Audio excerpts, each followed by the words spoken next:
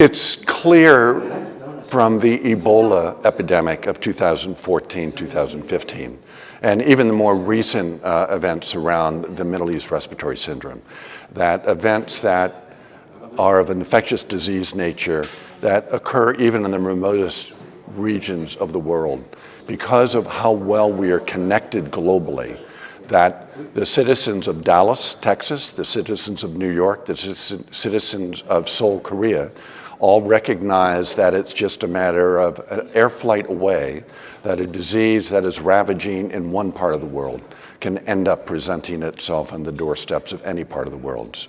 Well, we've had a partnership with between USAID's Global Health Program and FAO since 2005, and it really began around responding together to the threats posed by avian influenza H5N1. At that time, there was global concern that this was the beginning of an historic pandemic. And the opportunity to work with FAO was an opportunity to go to the virus's source. This virus was spreading and evolving within animal populations, particularly poultry.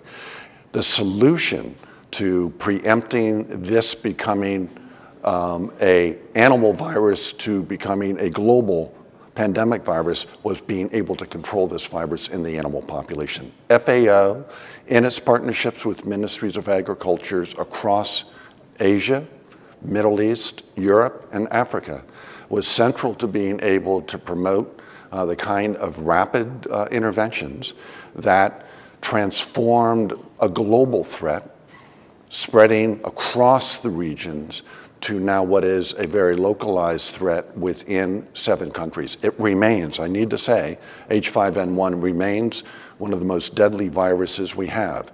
Vigilance in containing it and controlling it remains a key priority for USAID and a key part of our partnership with FAO. But with that, we also recognize that H5N1 is part of a larger global dynamic, as we saw with Ebola, as we see with the Middle East respiratory syndrome, that these threats that pose such great potential consequence to the global human population, their origin are in animals. The solution is a partnership between the animal health community, the human health community, and the environmental health community. It's at that interface between animals, people, and the environment. That's where we see local threats become global threats. We act together, we can impact together, and prevent the global community from ever having to deal with the terrible consequences of a global pandemic.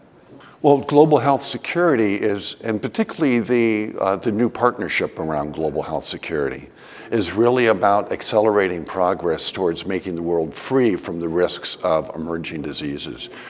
The key to this is recognizing that the emergence of future threats very much is an event that will occur within animal populations. That is the reservoir of new dangerous viruses that the human population has never seen. To be able to effectively control those viruses within animal populations is key, but it's important. This is where we have the wonderful opportunity about a shared benefit. If we're effective in controlling deadly viruses in animal populations, the very acts that you use to control those viruses are also the very acts that protect animals from other animal-based diseases that pose no threat to humans.